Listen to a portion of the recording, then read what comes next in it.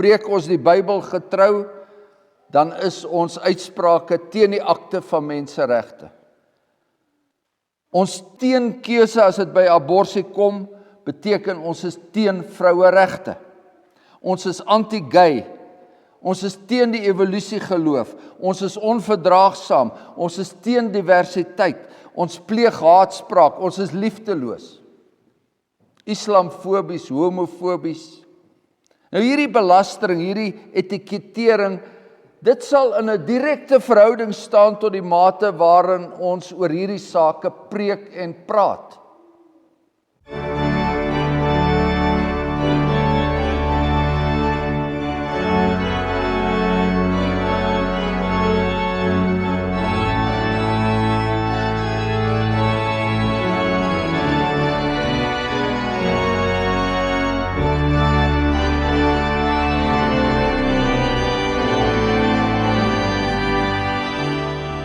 Ons bid saam. Driemaal heilige God, Vader, Seun en Heilige Gees. Ons belydenis vanoggend in ons sang is dat U goedertierenheid, dat dit deur die wêreldwytes heen dring. Daar is nie 'n plek op hierdie aarde wat nie U goedheid en U genade kan besing. Ja, selfs die skepping, so het ons vanoggend ook saam gesing, selfs die skepping moet juig oor die genade wat U aan ons bewys het. En ons dankie dat ons dit mag ken. Al is dit op hierdie stadium net 'n klein deeltjie daarvan, dit is soveel rykdom wat aan sondaar mense bewys word. Ons dankie dat U ons nie in die donker gelaat het nie, maar dat hierdie woord wat ons oopmaak en wat ons lees, dat dit 'n lig vir ons pad is en 'n lamp vir ons voete. Dat dit deur duisternisse dring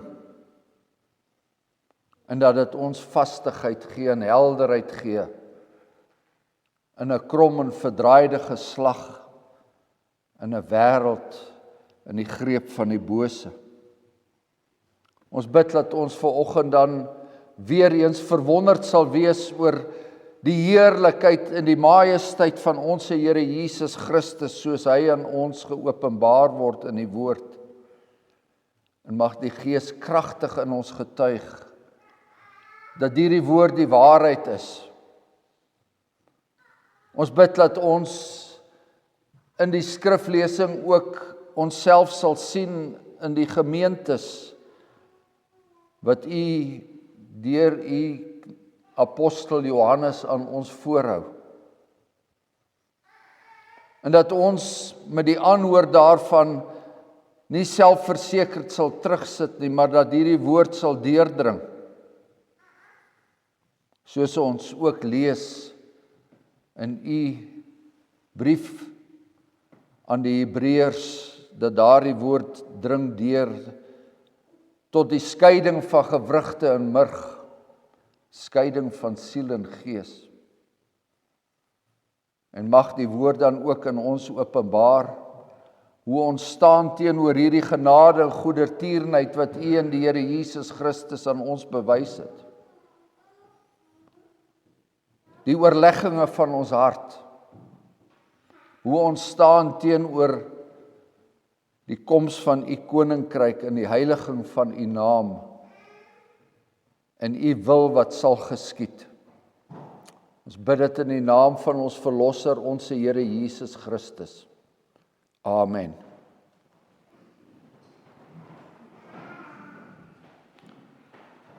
So ons lees weer uit die boek Openbaring, die getuienis van Johannes, die apostel op die eiland Patmos. Soos verlede keer lees ons weer die inleiding tot die 7 briewe wat aan die 7 gemeentes van Klein-Asië geskryf is. En dan sal ons in hoofstuk 2 sal ons dan vandag aandag gee in besonder aan die brief aan die gemeente in Smyrna.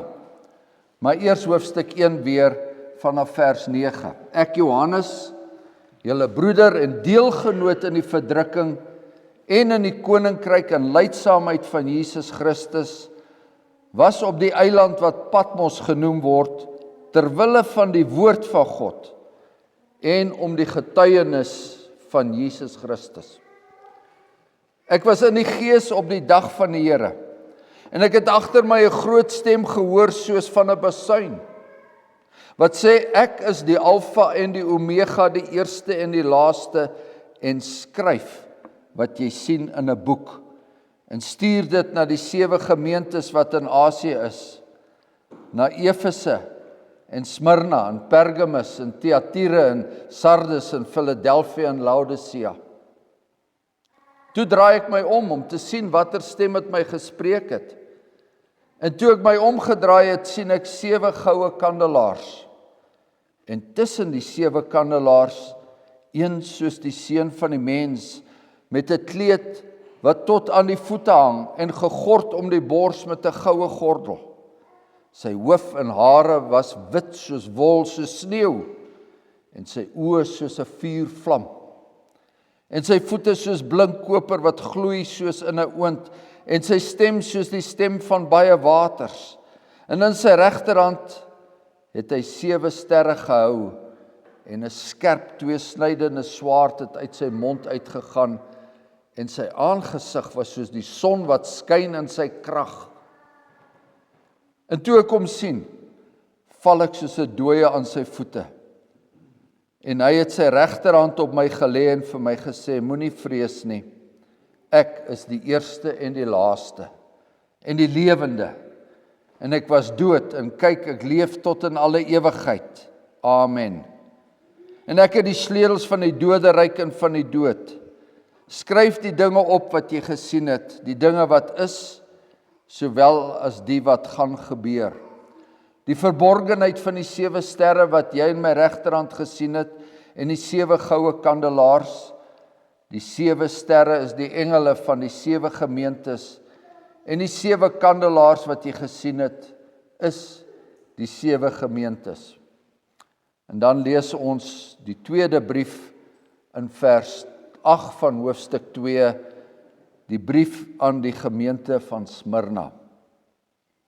En skryf aan die engel van die gemeente in Smyrna. Dit sê die eerste en die laaste wat dood was en lewend geword het. Ek ken jou werke en verdrukking en armoede, maar jy is ryk. Die lastering van die wat sê dat hulle Jode is en dit nie is nie, maar 'n sinagoge van die Satan. Vrees vir niks wat jy sal ly nie. Kyk, die duiwel gaan sommige van julle in die gevangenis werp, sodat julle op die proef gestel kan word, en julle sal 10 dae lank verdrukking hê. Wees getrou tot die dood toe, en ek sal jou die kroon van die lewe gee. Wie 'n oor het, laat hom hoor wat die Gees aan die gemeente sê. Die wat oorwin, sal deur die tweede dood geen skade ly nie. Dit is die woord van die Here, en ons lees tot sover daaruit.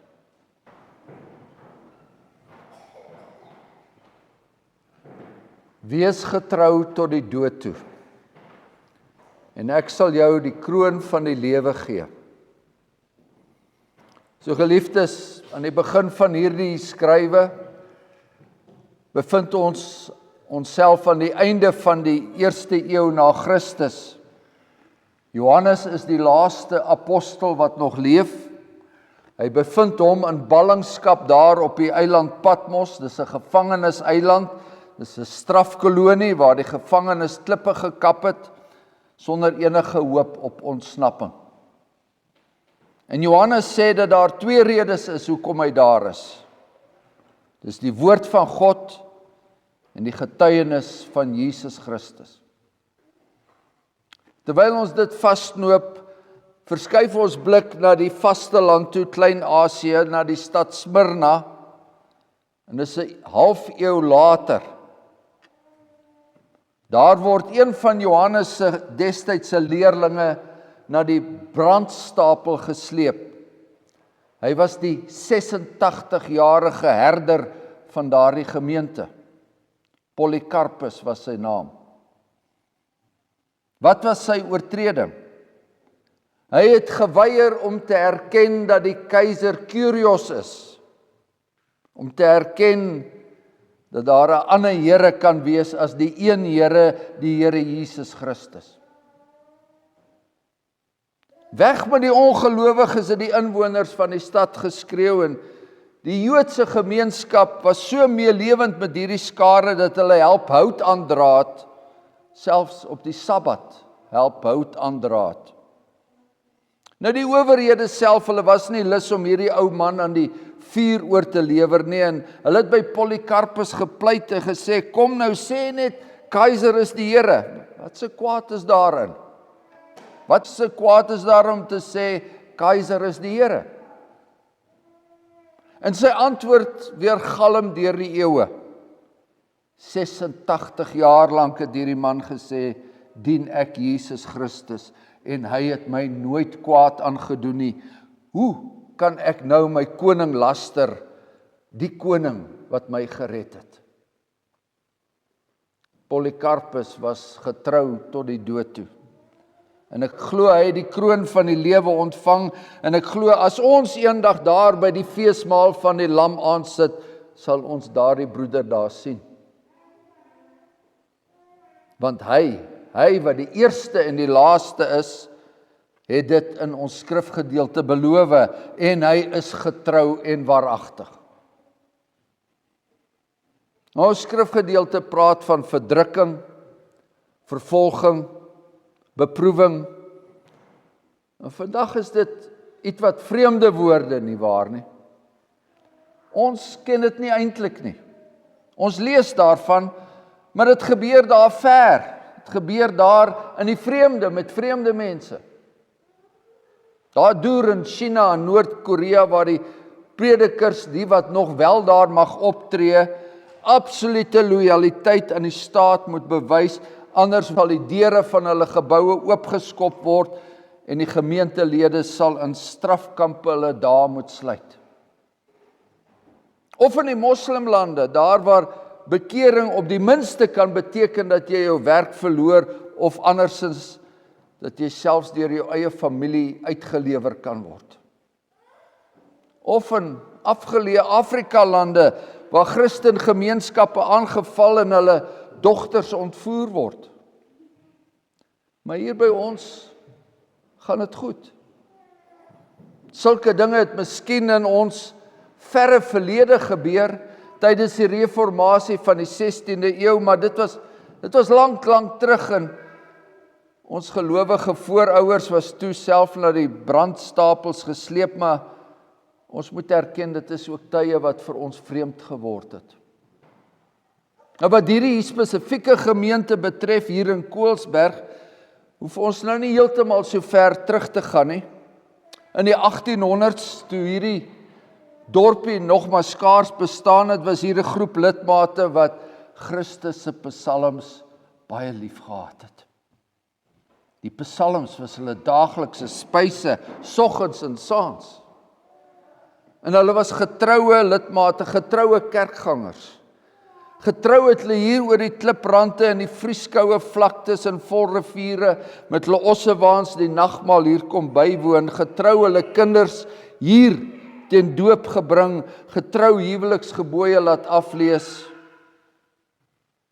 Maar toe die Kaapse Kerk besluit om Christus se psalms met mensgemaakte gesange te begin vervang en die predikante dit begin afdwing het hulle beswaar aangeteken en bly aanteken.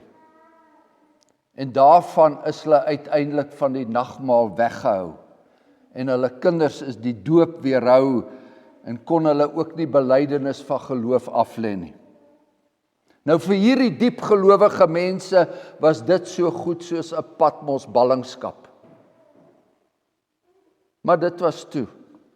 Vandag is ons mos veilig, of hoe? In die westerse wêreld, maar ook hier in Suid-Afrika, word die ware kerk toenemend belaster, soos ons in ons skrifgedeelte lees. Die debat gaan nie meer oor of die Christelike geloof waar of vals is nie. Nee, die ware evangelie word eerder voorgestel as iets wat skadelik is vir die samelewing. Soos in Smyrna word die gelowiges nie net as dwaalend beskou nie, maar hulle is ook 'n bedreiging wat teëgestaan moet word. Ons is nie noodwendig verkeerd nie, maar ons siening is polities onkorrek, selfs gevaarlik. Ons hoef nie noodwendig verkeerd te wees nie, maar die siening is polities onkorrek. Preek ons die Bybel getrou, dan is ons uitsprake teen die akte van menseregte. Ons teenkeuse as dit by abortus kom, beteken ons is teen vroueregte. Ons is anti-gay. Ons is teen die evolusie geloof. Ons is onverdraagsaam. Ons is teen diversiteit. Ons pleeg haatspraak. Ons is liefdeloos. Islamofobies, homofobies. Nou hierdie belastering, hierdie etikettering, dit sal in 'n direkte verhouding staan tot die mate waarin ons oor hierdie sake preek en praat. Sê ons niks?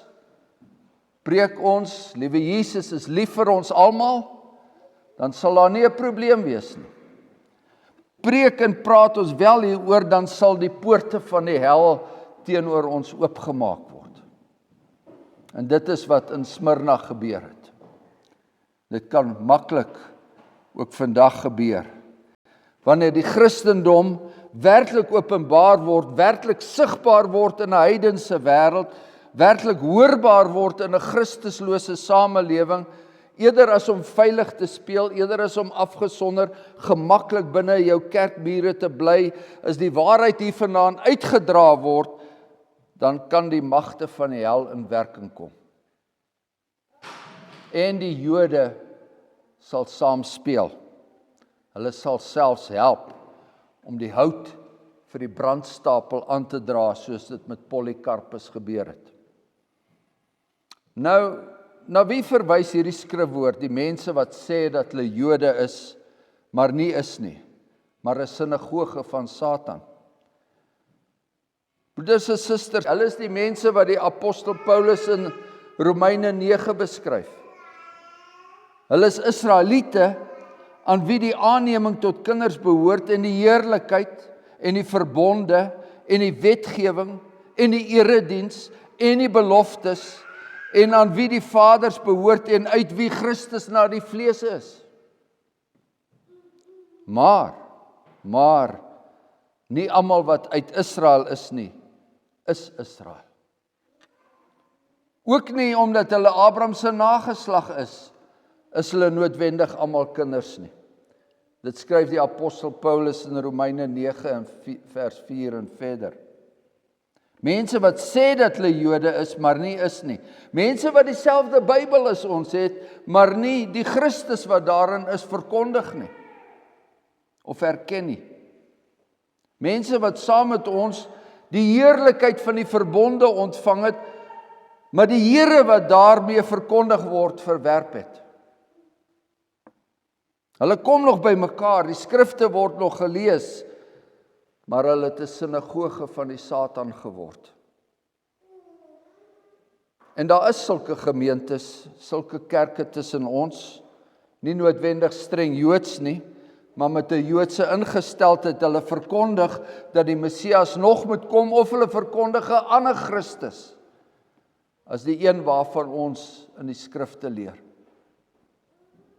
Met die Jode het dit goed gegaan in Smyrna. Die mense wat bereid was om 'n kompromie aan te gaan, hulle het goed vir hulle self gedoen. Want Smyrna was 'n ryk stad. Goed geleë op die winsgewende handelsroetes, groter en mooier as Pergamus en Efese, so lees ons in die geskiedenisannale. En die Jode was welvarend. En die goddelose heidene was ook goed daarin toe. Maar die Christen gemeente daarenteen was arm, so het ons gelees. As jy by die waarheid staan, as jy in hierdie wêreld weier om toe te gee, en as jy nie die knie voor die keiser of die staat wil buig nie, dan mag jy dalk net gou uitvind dat die mynmanne se hande toe is en die krane vir jou toegedraai word.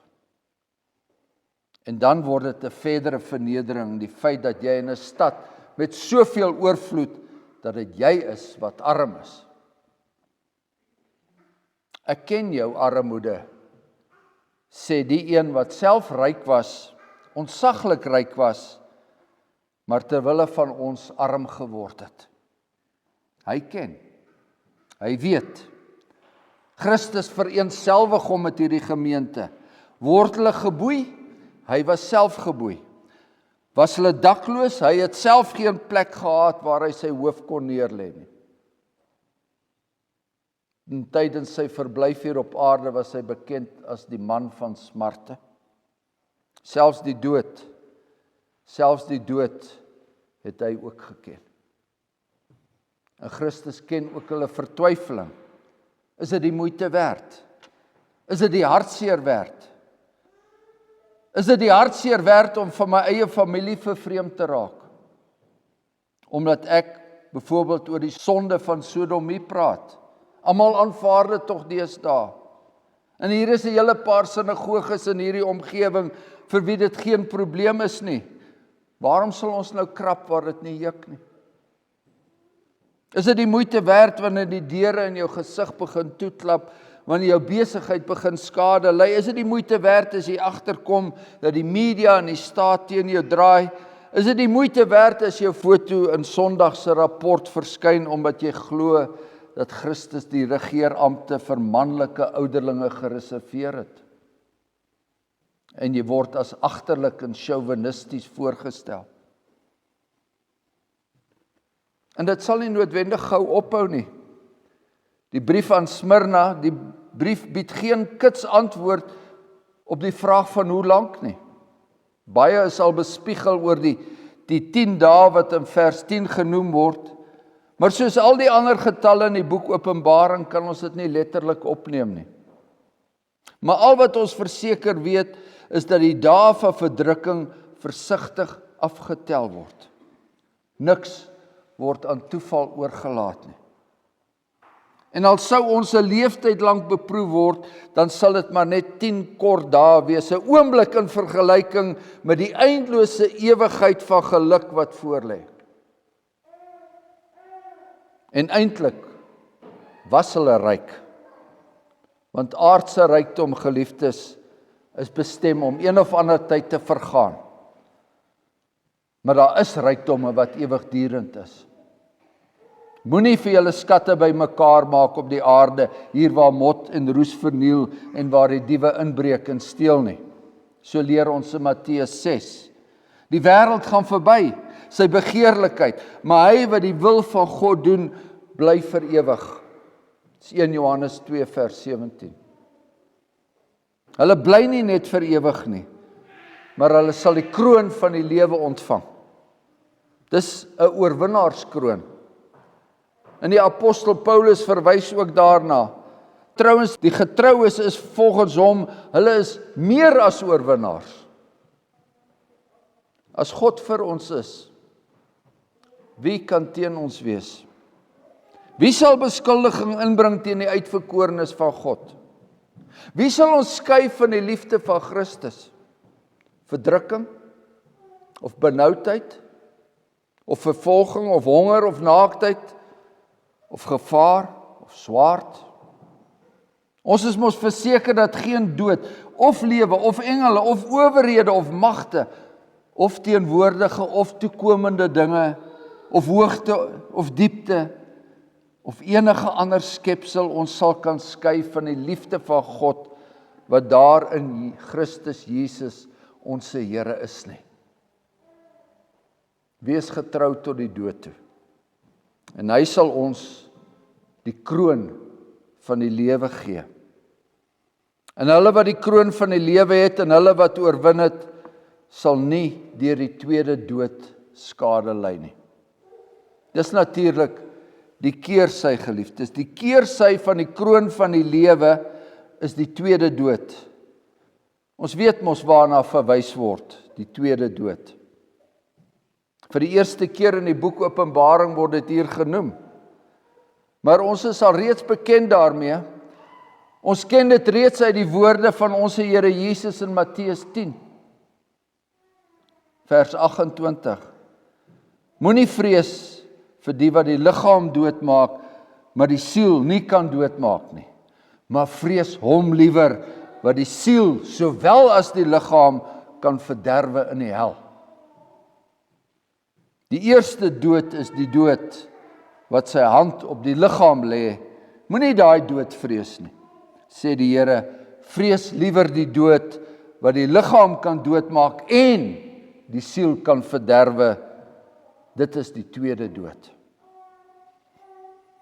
Nou broeders en susters, dis met soveel sekerheid dat ons gereformeerde voorouers en voorgangers die volgende aanhaling onder aan die kerk se wapen gebring het.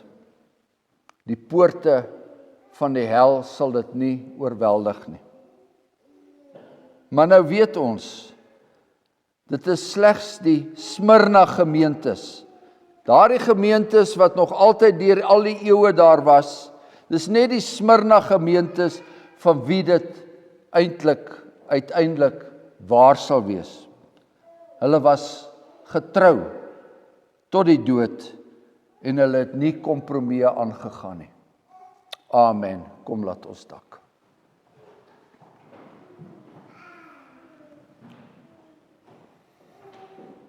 Onse genadige God en hemelse Vader,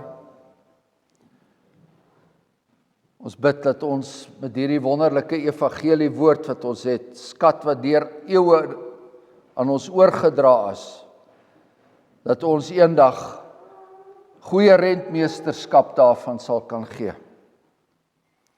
Dat ons eendag van ons Here sal kan hoor, mooi so, goeie en getroue diensknegte. Dat ons van ons Here en Meester sal kan hoor dat ons getrou was, selfs al was dit tot die dood toe. En dan bid ons op hierdie dag, daar die wêreld oor waar daar soveel gelowiges is en soveel gemeentes is, wat daagliks in vrees moet lewe. Wat daagliks moet lewe met die swaard van vervolging wat oor hulle heers. Ons bid dat U met daardie mense sal wees, ook in die westerse wêreld, soveel van hulle wat al hoe meer vervolg word weens die getuienis wat hulle lewer teenoor 'n verlore gaande wêreld.